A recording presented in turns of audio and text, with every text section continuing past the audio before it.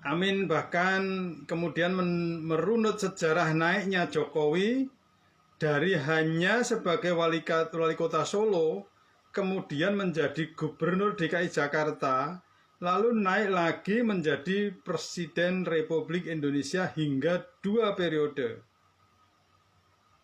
Ketika mendengar pidato Jokowi itu, Amin mengatakan bahwa dia berpikir apakah Pak Jokowi ini seolah-olah sedang menepuk air di dulang, tepercik muka sendiri.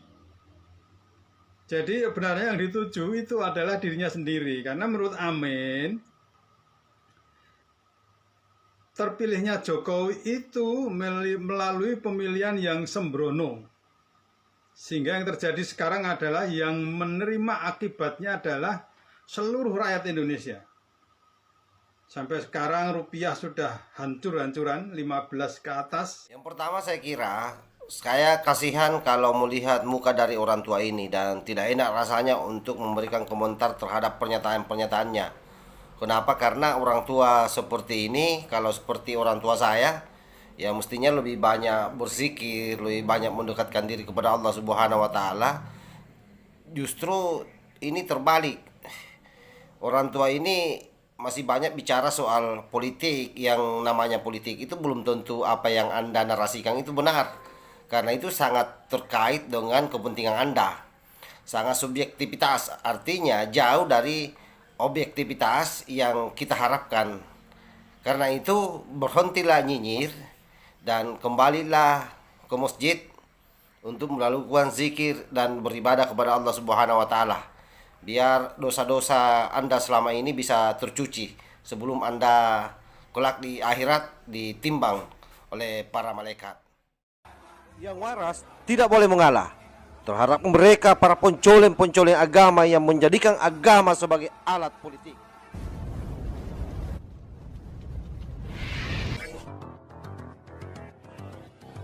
Bismillahirrahmanirrahim. Assalamualaikum warahmatullahi wabarakatuh. Om Swastiastu, Namo Buddhaya, salam kebajikan.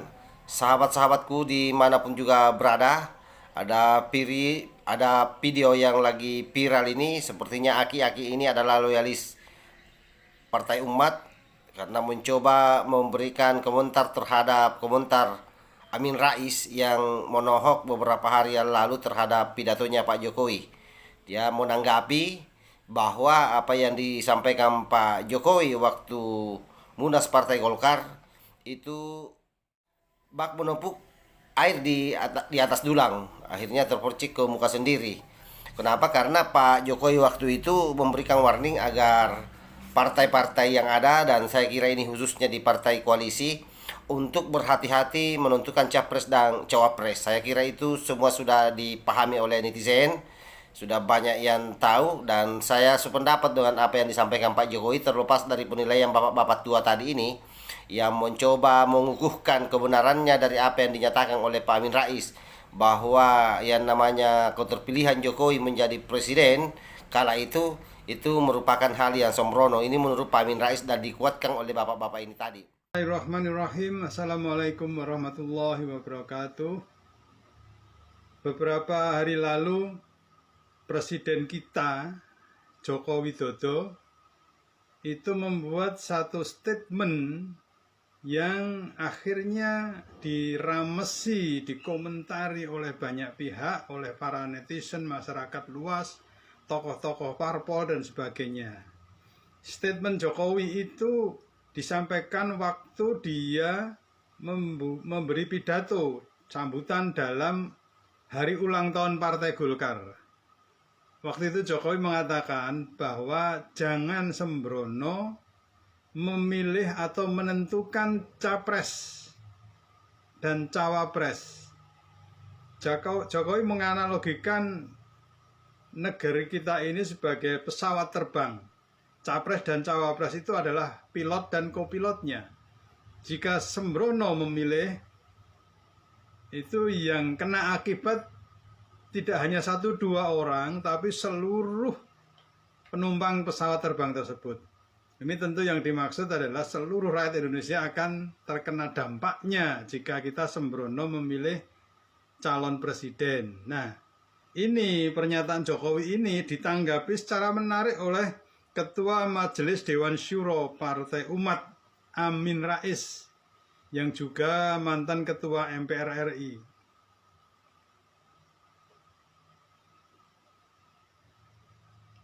Menurut Amin Rais, pernyataan Jokowi itu sebenarnya ditujukan kepada dirinya sendiri.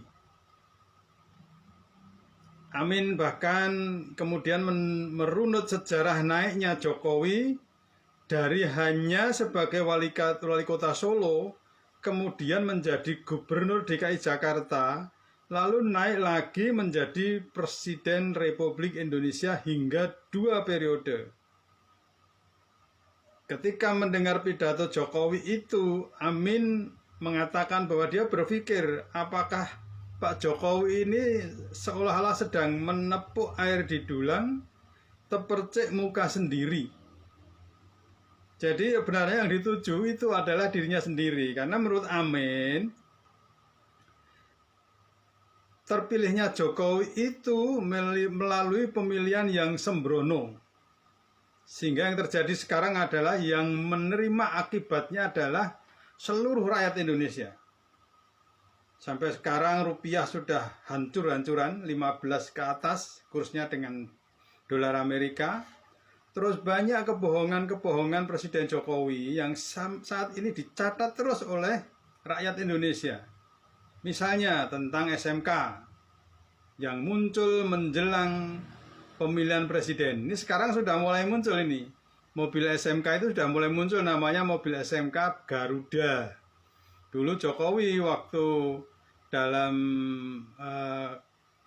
debat capresnya itu mengatakan SMK itu sudah punya yang inden itu 6.000. Ternyata sampai sekarang juga tidak ada wujudnya.